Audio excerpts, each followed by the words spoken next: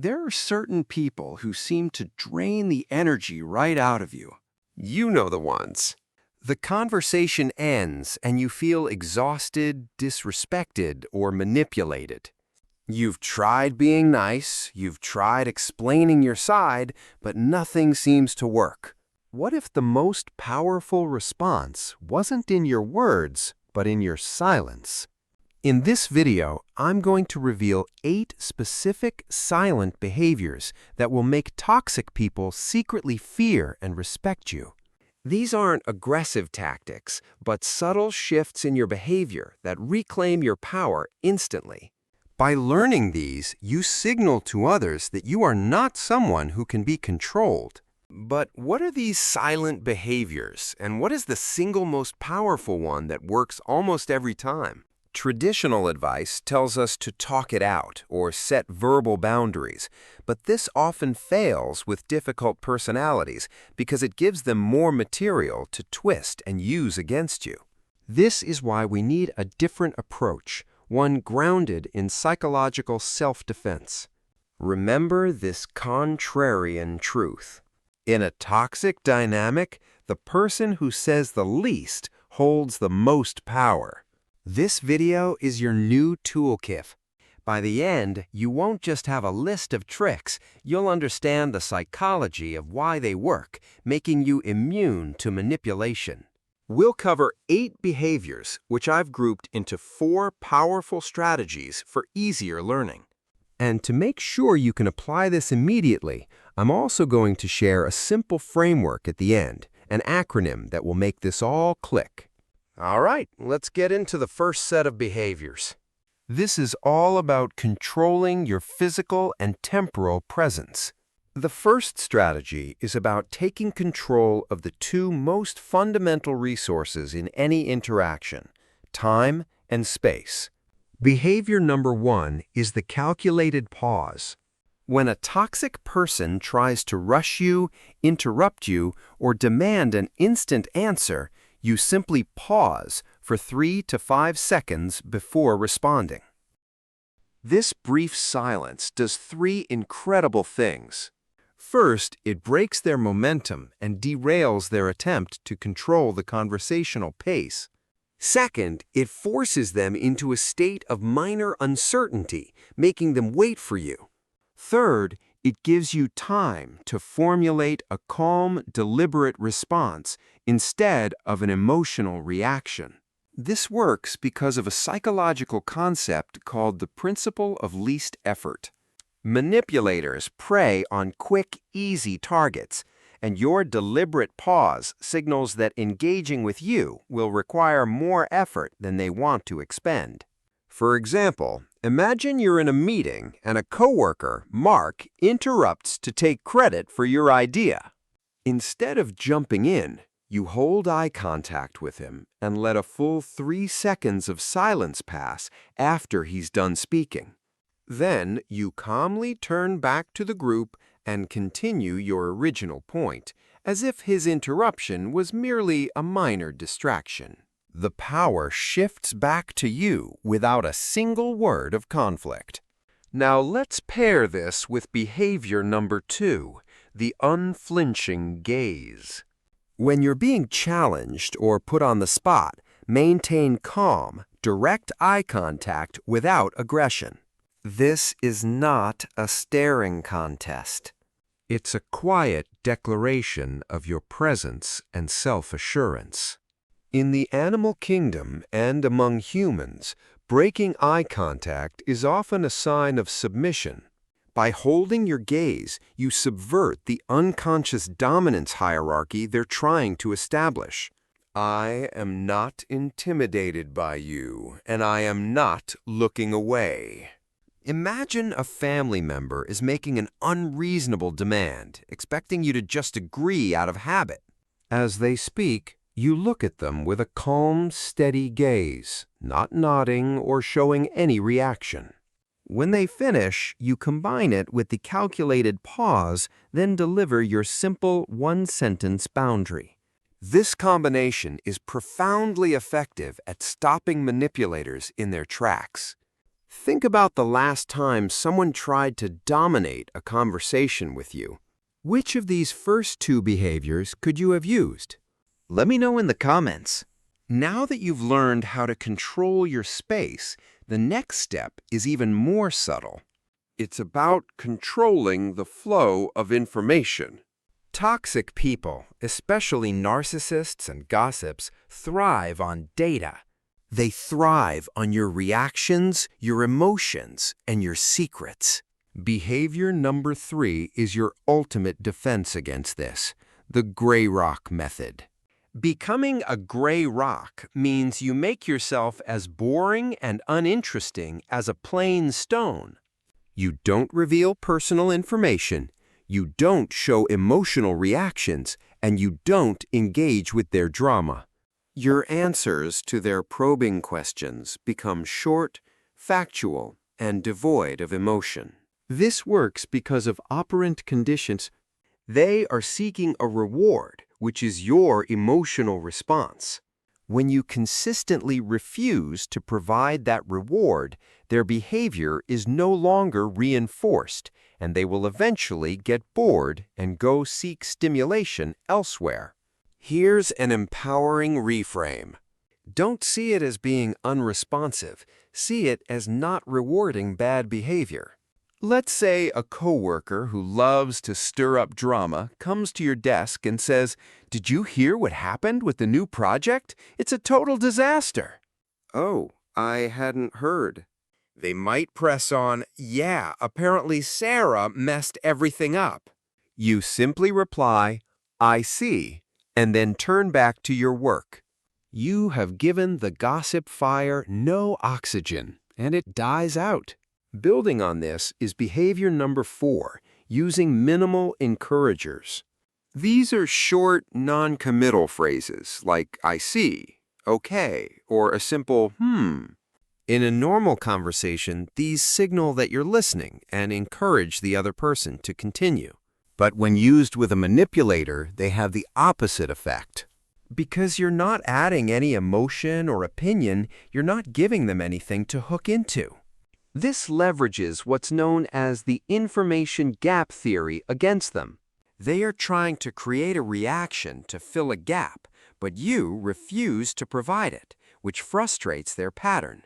Must be nice to have so much free time. I never get a break. A reactive response would be to defend yourself, creating drama. The gray rock response is to simply text back, "I see." This validates that you received their message, but offers absolutely no emotional fuel for them to continue the conflict. They are left holding all the negativity by themselves. Okay, we've talked about how to act externally, but the next two behaviors are internal. They're about what you do inside your own mind and body.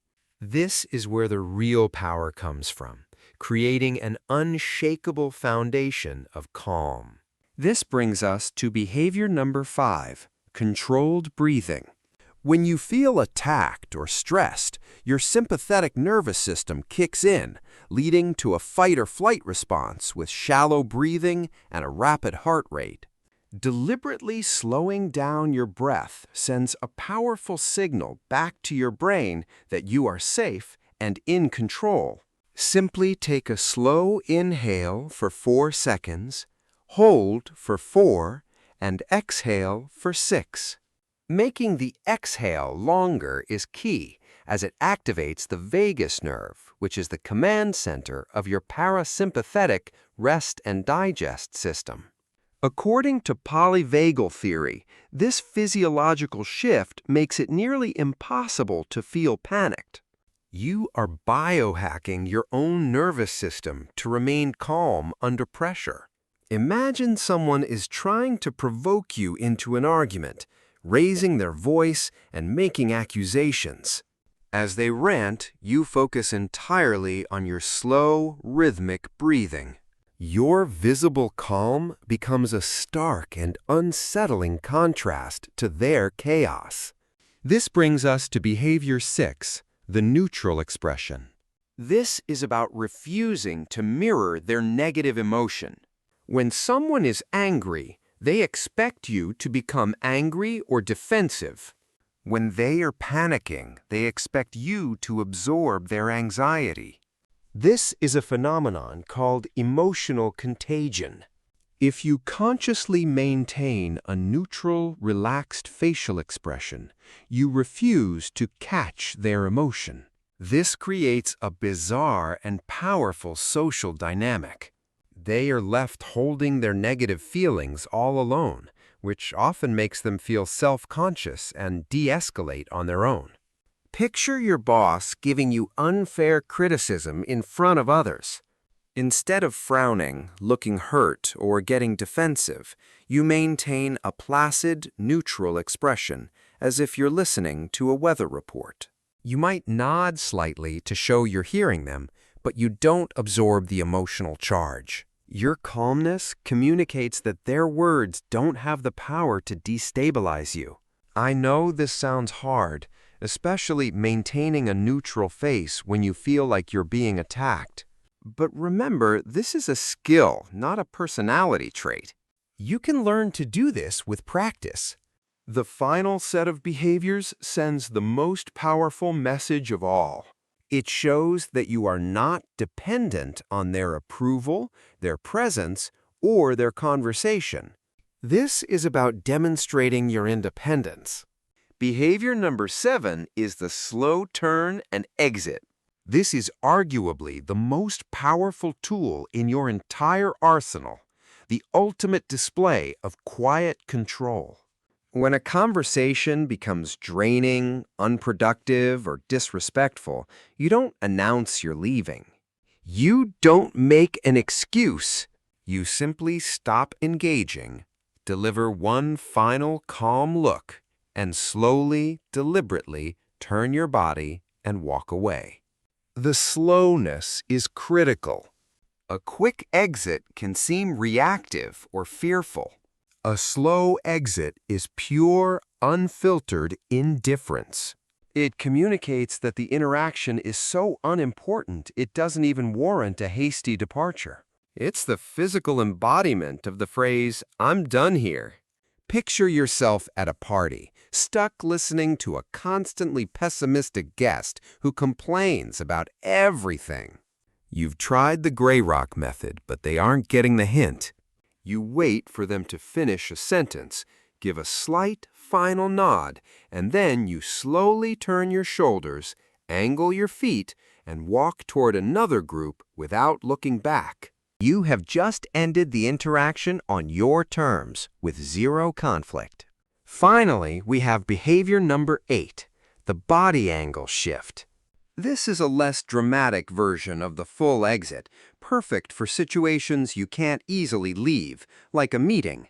During a conversation, your feet and shoulders are typically pointed toward the person you're engaged with. To signal disinterest or a desire to end the conversation, you subtly shift your body, angling your feet and torso away from them, perhaps towards the door or another person. This leverages the psychological principle of social proof and body language cues. On an unconscious level, everyone in the room reads this as a signal that your attention has shifted. It tells the other person, "You are losing my interest," and it signals to others that the conversation is concluding. Think of a work meeting that has gone off topic, with one person rambling.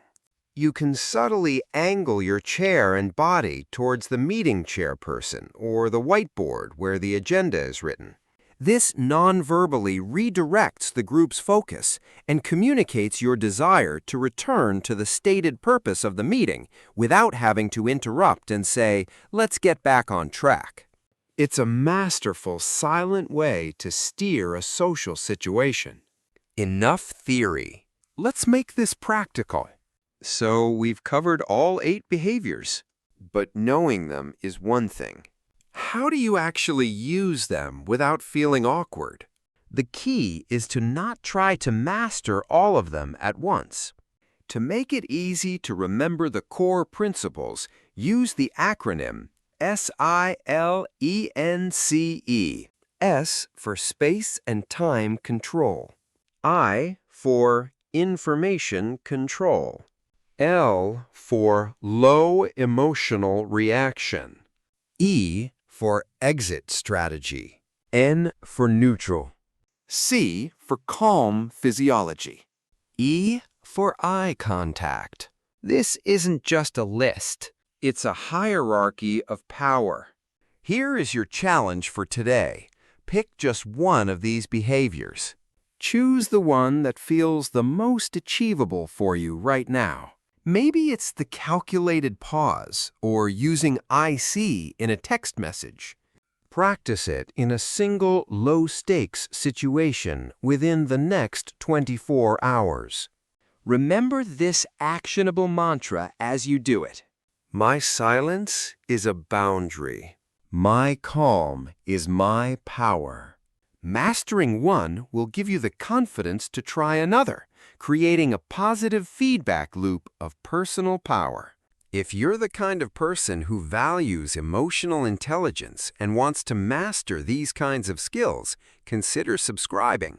We explore the psychology of human interaction every week, giving you the tools to build stronger boundaries and more genuine connections. So, what have we learned today? True power over toxic dynamics doesn't come from shouting louder, arguing better, or proving your point. It comes from a deep, unshakable core of self-respect that is demonstrated, not declared. Each of these 8 behaviors is a different way to demonstrate that respect for yourself.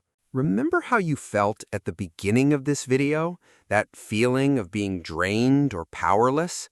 Contrast that with the toolkit you now possess. You have the ability to control time, information, and your own emotional state. Your peace of mind is a fortress, and these silent behaviors are the guards at the gate. As you move forward, remember this final declaration. You don't need to win the argument. You just need to win your peace. If this video empowered you, please subscribe and press the bell so you don't miss our future deep dives into the psychology of a well-lived life. Thank you for investing your time in yourself today.